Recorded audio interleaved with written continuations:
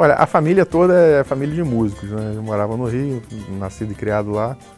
Então, assim, por volta dos 11 anos, eu já tocava de ouvido, né? Assim, algumas coisas lá, tipo violão, gaita, coisas que a gente tinha acesso facilmente, na flauta doce, essas coisas. Depois, assim, em família mesmo, a minha irmã mais velha resolveu criar um grupo de música antiga, como se chama, música da Renascença, né, música medieval, aquelas coisas, né? E música barroca também. Então, aí foi quando começaram as minhas primeiras noções de música escrita, né? Partitura e tal. Então, aí foi assim, professor particular e fuçando também, né? Quer dizer, na curiosidade. E, bom, isso a partir de 10, 11 anos. Aí lá pelos 14, 15, eu descobri o bandolim, né?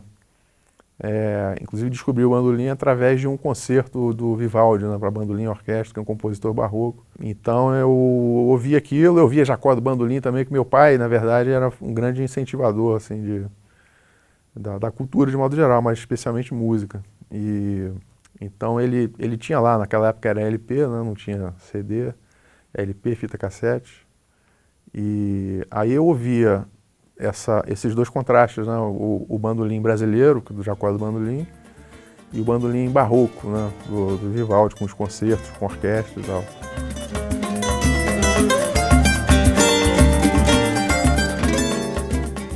Uma vez eu conversando com um amigo sobre isso, tal, lá do Rio, ele me emprestou um bandolim velho, antigo e tal, e eu comecei já até compondo algumas coisas, que eu sempre tive essa veia assim mais composicional, digamos, né? E daí entrei pro universo do choro, né, também, da música instrumental brasileira, e fui, quer dizer, depois eu fiz quando fui fazer faculdade, quer dizer, eu resolvi encarar a vida de músico, né, com todos os riscos, né, que todo mundo, que a gente sabe, né? Eu queria fazer para bandolim, mas não tinha, na época não tinha a graduação em bandolim no Brasil. Não tinha esse bacharelado. Aí como eu já tocava flauta barroca e tal, um professor meu, eu resolvi fazer a faculdade assim mesmo, e um professor meu me falou, olha, eu comentei com ele, né, minha vontade de fazer. Na época eu não tinha grana, continuo não tendo. Mas naquela época era muito mais difícil, né, o acesso, então para você ir para fora do Brasil para poder estudar. Então os conservatórios, as universidades que tinham o curso de bandolim eram na Itália, na França, na Alemanha.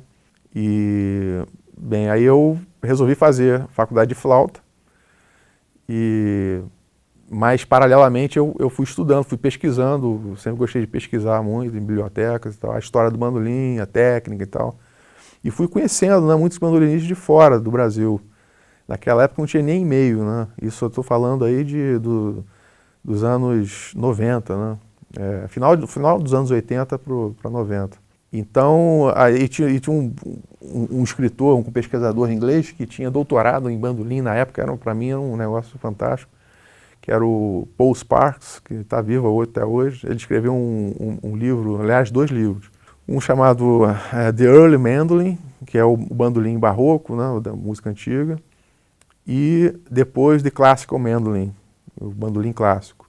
Aí nesse segundo livro dele, ele me pediu para mandar algumas informações, que ele queria uma seção do bandolim aqui no Brasil, porque o bandolim no Brasil ele é um bandolim de choro, né? Ele é muito ligado ao choro, ele se desenvolveu, foi trazido por imigrantes italianos, e também por portugueses, né, porque o bandolim é de origem italiana, europeia de modo geral, mais especificamente italiano.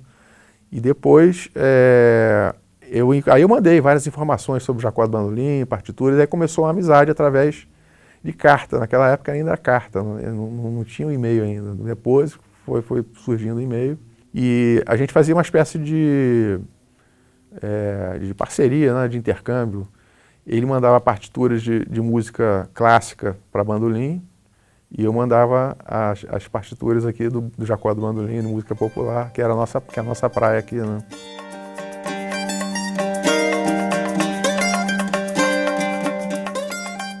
Mais tarde eu fiz, assim, uma sugestão de um professor amigo meu, eu fiz o mestrado e o doutorado na área, assim, pesquisando a história, a técnica do bandolim, já com o intuito, já num projeto, né, de tentar criar o primeiro bacharelado de bandolim no Brasil.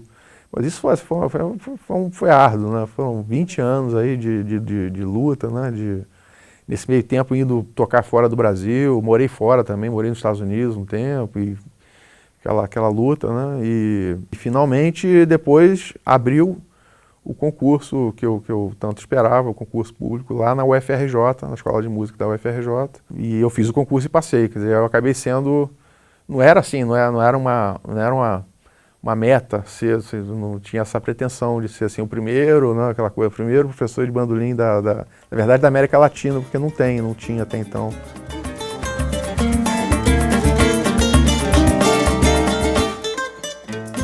Do concurso eu tive que me preparar, lógico, né? É um concurso público, tinha vários outros concorrentes, mas assim, eu era um concorrente forte porque eu tinha o mestrado e o doutorado direcionado para o estudo do bandolim. Então eu tinha assim, um conhecimento de causa bom, mas assim, eu sabia que corria o risco de não passar, né? Porque tem uma certa política também nesses... Todo mundo sabe disso, né? Mas não precisa entrar nesse mérito. Mas enfim, eu passei e eu encarei. Depois é que eu fui cair na realidade, assim, da responsabilidade que é, né? Quer dizer, aí eu comecei a fazer também outros intercâmbios a partir da minha posição lá na Escola de Música. Eu comecei a fazer intercâmbios com outras universidades fora do Brasil, convênios, né? Para trazer alunos de lá, do exterior, para aprender música brasileira específica para bandolim aqui e vice-versa, mandar alunos daqui para lá. E tem vindo já alguns, principalmente aqui da América Latina, mas veio da Bélgica também, veio aqui do Chile, outro da Colômbia, são bandolinistas que são interessados pela música brasileira. Então, mais ou menos isso. Eu encarei bati no peito e chutei pro gol.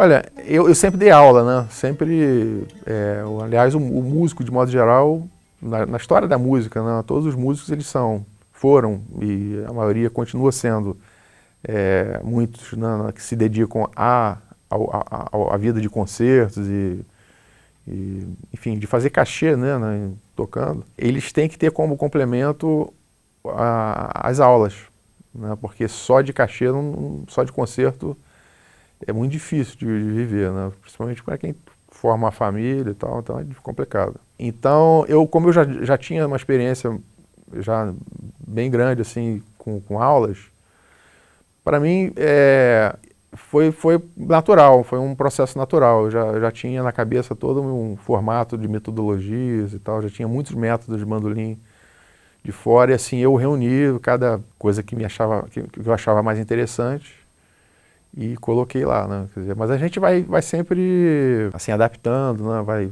revendo, né? Como é que tá. Por exemplo, hoje assim lá na UFRJ, a Escola de Música, depois do bandolim veio a graduação em cavaquinho, que na verdade é a primeira graduação em cavaquinho do mundo. Então, assim, porque no bandolim já tinha em outros lugares, no cavaquinho não. Mas então tudo. A maioria assim, dos bandolinistas brasileiros, da garotada, vem da tradição oral, né? Então eles não têm uma vivência de leitura, né? De partitura, como o pessoal da música clássica e tal. Então, para o THE, que é o teste de habilidade específica, que tem o Enem, né? Que é outra coisa, que é o vestibular normal, mas tem o teste de habilidade específica. E isso a gente teve que, aos poucos, não, porque o curso foi criado em 2009. Mas a gente teve que ir adaptando à realidade brasileira. Então não pode exigir demais, né, de quem está entrando. Então isso foi uma das coisas que eu, recentemente, né, eu resolvi, assim, não facilitar, né, a entrada, mas assim, adaptar à realidade brasileira e dentro de um nível de exigência que seja realístico. Não adianta eu pedir um nível de excelência sem... E aí não vai ter aluno. praticamente.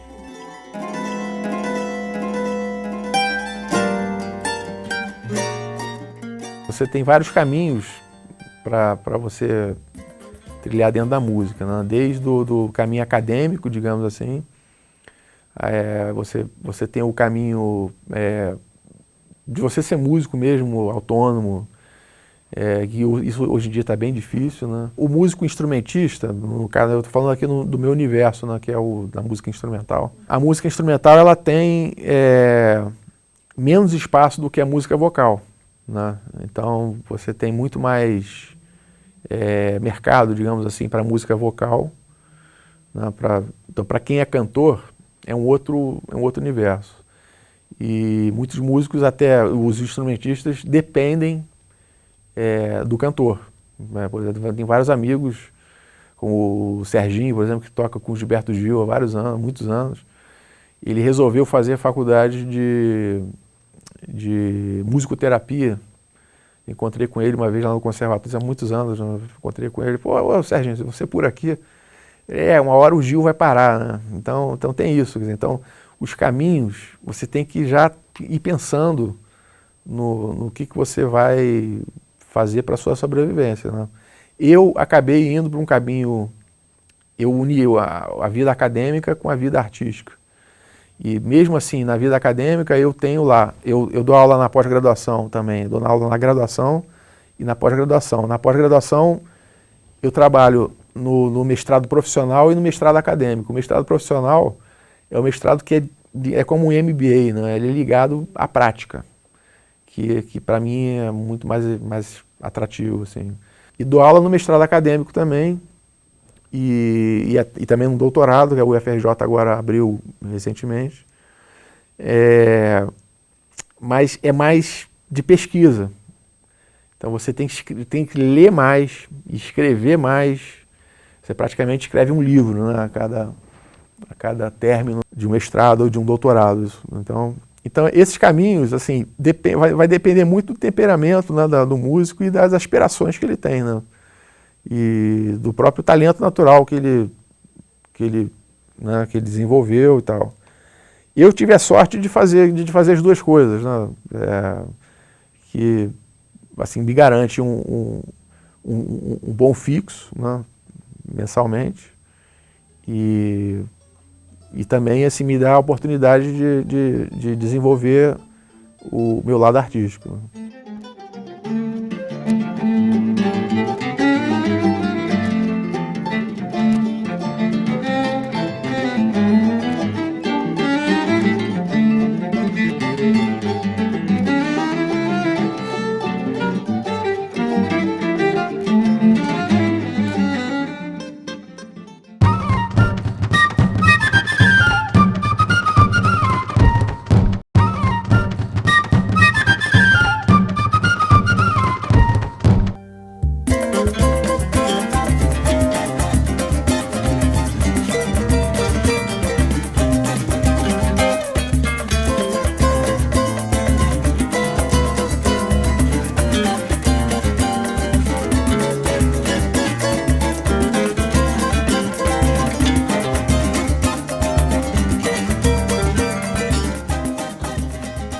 Eu dei aula no Vila Lobos, na Escola de Música Vila Lobos, lá no Rio, durante uns 10 anos.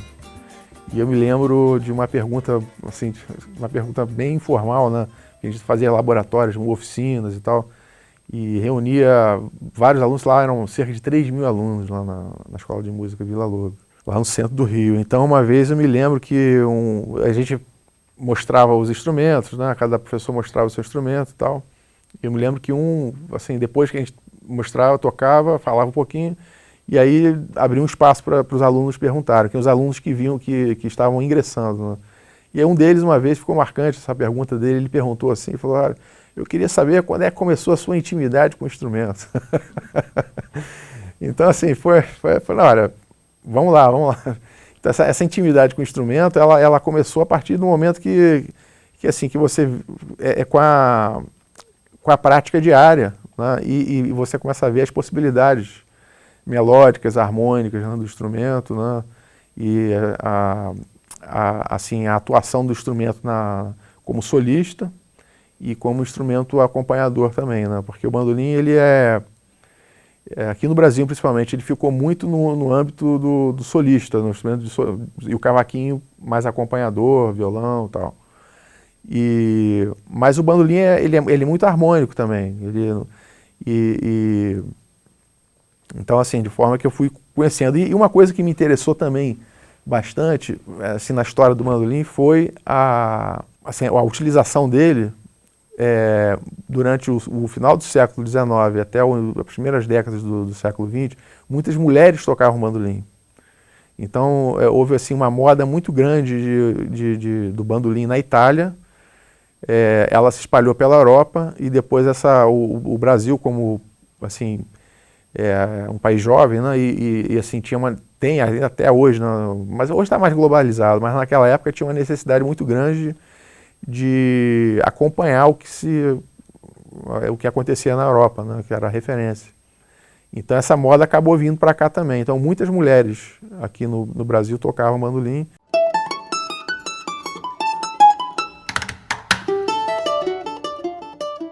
Tem dois tipos de bandolim, sendo que um dos modelos foi o que se sobressaiu mais, que é o bandolim napolitano. Então o bandolim milanês é um bandolim que veio diretamente do bandolim barroco. O bandolim barroco tinha 6 cursos de cordas, eram cordas de tripa. Inicialmente era tocado como alaúde, né, com os dedos. E depois, assim, os teatros começaram a ficar maiores, né, os empresários começaram a ganhar dinheiro, quanto mais público, melhor para eles, né?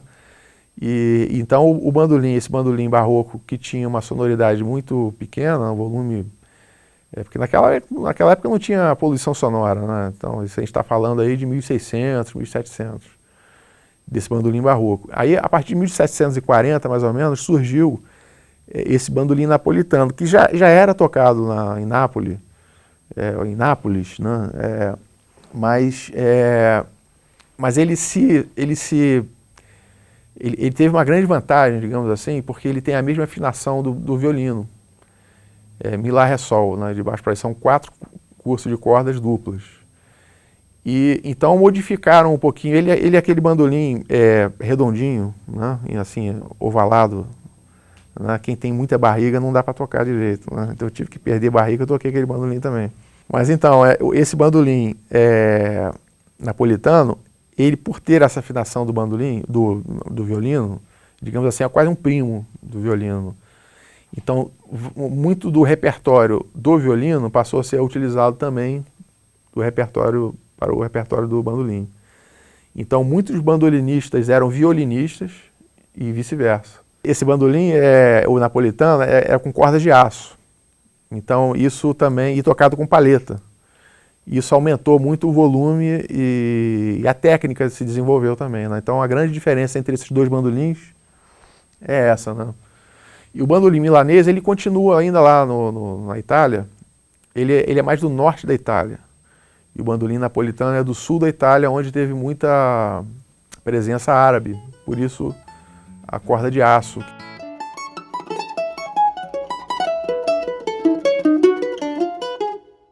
A corda de aço ela surgiu com os árabes, porque a corda de tripa era feita de tripa de carneiro. Isso a gente está falando antes da Idade Média, assim, no início da Idade Média, até, enfim, mas de qualquer forma teve uma doença que dizimou os rebanhos, né, de carneiro, né, e aí eles tinham que eles continuavam tocando, a música tinha que... Então eles começaram a fazer a corda de aço. Né? Os árabes é que inventaram essa tecnologia. Muito dessa tecnologia foi passada ali para os italianos. Então o napolitano, ele é tipicamente com corda de aço, isso a partir de 1740 mais ou menos, e por essa razão é tocado com palheta. E ela é muito tensa a corda, tocar com os dedos não seria possível. Né?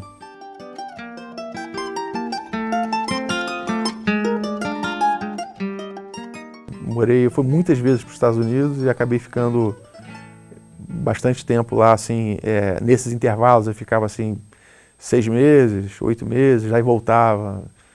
E estava fazendo as contas, eu fui mais de 15 vezes para os Estados Unidos, muitas vezes para a Europa também, mas Estados Unidos eu tive uma experiência maior. O mercado, né? Um mercado mais aquecido, talvez, né?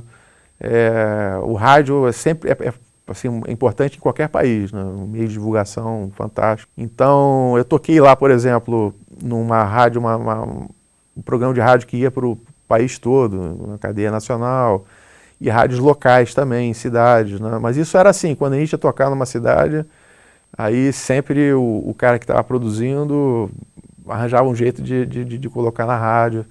Toquei em televisão lá também, eu estava outro dia até lembrando uma coisa engraçada, isso foi em 94, né, que me chamou a atenção.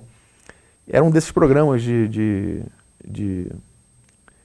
talking show, né, americanos, e aí chamaram a gente e tal. E tinha aquela coisa, mas antes tinha um pessoal que fazia tinha de tudo, né, o cara que tocava, sei lá, tocava serrote, qualquer tipo, não estou exagerando, mas é mais ou menos assim, quer dizer, e tem aquela coisa, já naquela época tinha os caras do programa levantavam assim, se o negócio fosse engraçado, eles levantavam, lofts, não, tinha que rir.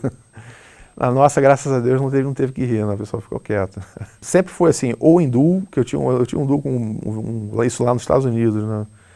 Um violonista brasileiro, que hoje está morando lá desde 96, que numa dessas nossas idas lá, ele acabou ficando.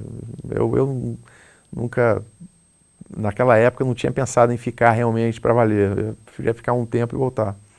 Mas era em duo, né, de bandolim e violão, mas tocava assim, em orquestras também, tem muita orquestra de bandolim, porque o bandolim tem uma família, né, assim como a família dos violinos, a família dos saxofones e tal. Então tem o bandolim, tem a bandola, e o bandocelo e o bandolim baixo, que são registros que vai do agudo ao mais grave, né? Então, aqui no Brasil não tem essa tradição.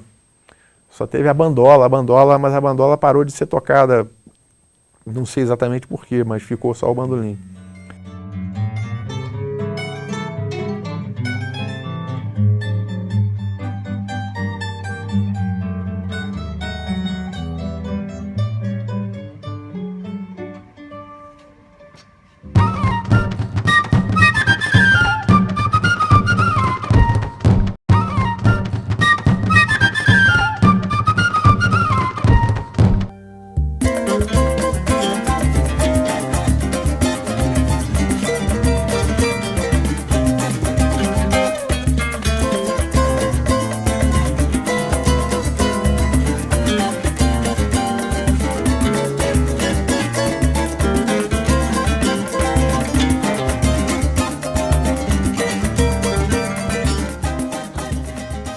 Surgiu através aqui foi na década de 90 também, estava se celebrando o centenário de nascimento do Pixinguinha, e eu resolvi fazer um projeto que era o Retrato Carioca.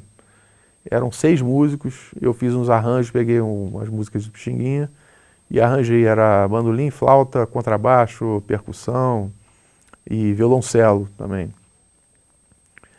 E aí fizemos essa apresentação no Sesc aqui de Petrópolis até,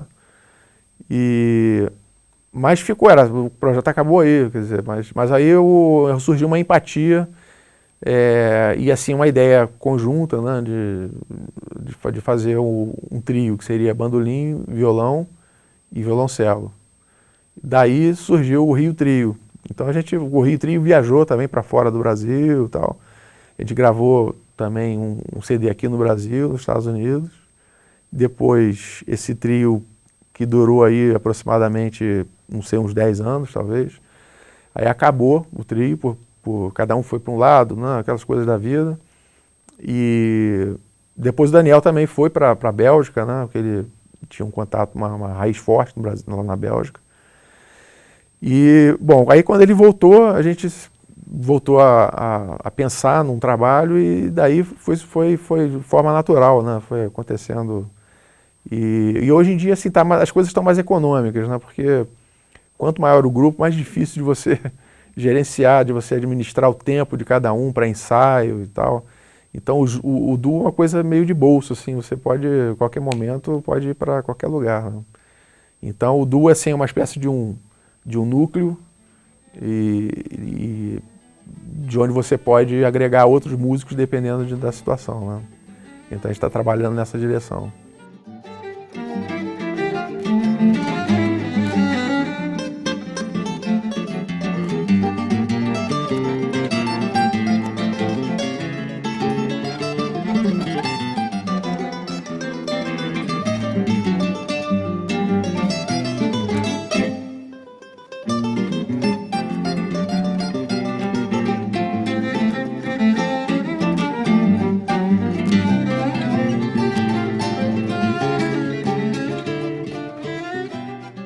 A gente vai colecionando, né, informações, conhecimento.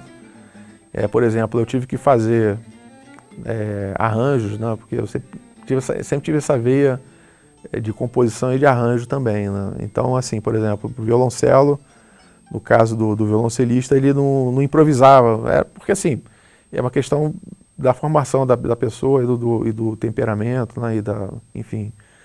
Então, como não tinha mas a gente queria abrir um espaço para improviso também. Então, às vezes eu escrevia, por exemplo, para violoncelo, eu escrevia, além dos arranjos, das vozes, né, eu escrevia também um improviso, né? Então, assim, a gente vai assim, se aventurando, digamos assim, e obviamente tem que pesquisar também, tem que correr atrás de outras informações, a tessitura do instrumento, a tessitura, quer dizer, a extensão do instrumento, né, a nota mais grave até a nota mais alta, né? Porque de repente se eu escrevesse uma nota que nem tinha no instrumento, imagina, né? Então isso foi uma espécie de um desafio e foi me levando adiante com a pesquisa de outros instrumentos e também da escrita, né? E acabei fazendo, aqui em Petrópolis, por exemplo, eu acabei fazendo os arranjos do CD do Taruíra, que é um grupo daqui Então me chamaram lá, o Carlinhos Ótimo me chamou e tal, aí eu fiz os arranjos também, que foi fruto também de uma vivência já, né, nessa direção aí, né, de arranjo e tal, para outros grupos.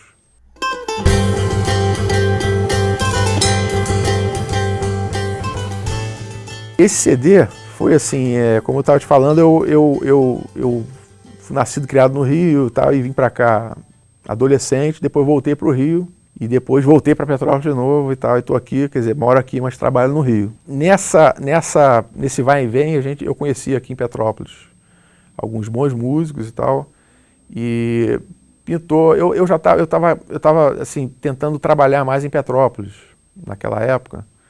Isso foi em 2005, 2004, mais ou menos. Então eu queria reunir grupos daqui, pessoas daqui da cidade, inclusive para facilitar, para otimizar o tempo, para facilitar o trabalho e tal, para não ter que descer só para ensaiar, por exemplo, né? Ou ficar lá só para ensaiar. Então era uma necessidade que sempre se apresentou assim. Então nessa época tinha os músicos de Petrópolis, que era o Felipe De Poli, o Igor Nicolai e o Yuri Garrido, né, na percussão. E pintou um convite para mim assim, de fazer uma apresentação na Itália. E como eu tinha liberdade de escolher o grupo que eu quisesse, então eu escolhi eles, né? Eu falei, olha, quer saber, eu vou fazer um grupo aqui com eles, que passou a ser o Paulo Sá Quarteto. E então esse grupo a gente fez, nessa época eu já estava gravando um CD autoral, né, com eles até e outros convidados, não só daqui de Petrópolis, mas também do Rio. Esse CD ele surgiu daí desse trabalho do Paulo Sá Quarteto, que são só músicas autorais, são composições minhas, com arranjos meus também.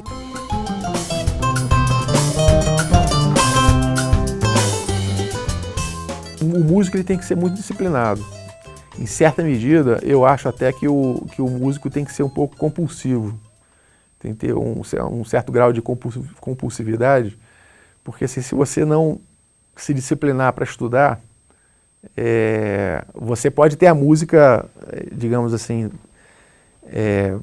na cabeça, né? Aquela coisa mais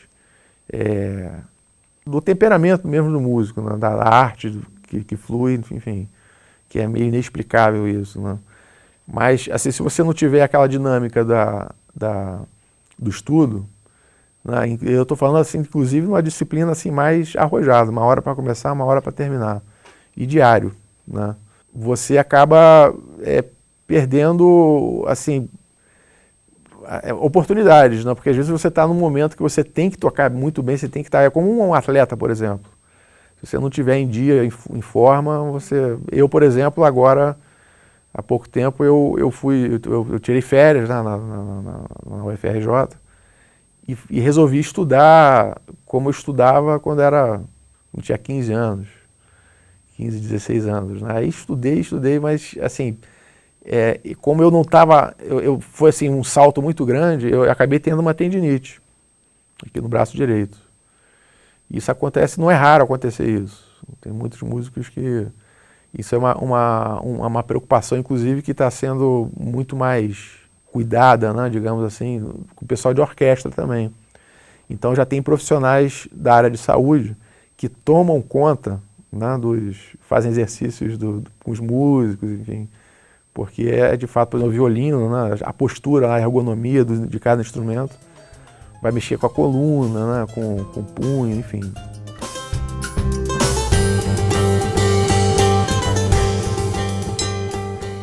Eu posso falar aí, eu sempre, assim, primeiramente a música instrumental, né, de modo geral. Eu sempre fui mais ligado embora tenha cantado em coral, até na faculdade eu tive que cantar, fazia parte, né, das disciplinas obrigatórias. Mas eu nunca fui de cantar, assim, então a música instrumental ela sempre me chamou mais a atenção. Isso não quer dizer que eu não gosto de ouvir a música cantada, mas eu, particularmente, então as minhas referências sempre foram, assim, na música, e assim, eu tenho uma tendência mais pro moderno do que pro antigo. Embora tenha começado com música antiga, música barroca e tal, eu gosto de, assim, me atrai mais harmonias mais arrojadas, né? Então, principalmente os impressionistas. Aí Ravel, Debussy, são esses compositores que... E a música contemporânea também me chama a atenção. Então, inclusive até para bandolim, tem muita coisa, muitas peças contemporâneas para bandolim. Eu gosto muito de jazz também, assim. Mas é difícil, eu não tenho assim um gênero musical predileto. Eu acho que é uma questão de estado de espírito, né? Assim, hoje eu estou com vontade de ouvir, como na culinária, por exemplo, a gente está com vontade de comer alguma coisa, eu acho que é mais ou menos isso, o alimento da alma, ele passa por essa vontade, né? Estado de espírito de ouvir determinado tipo de... Um dia chuvoso, eu gosto de ouvir Mendelssohn, por exemplo.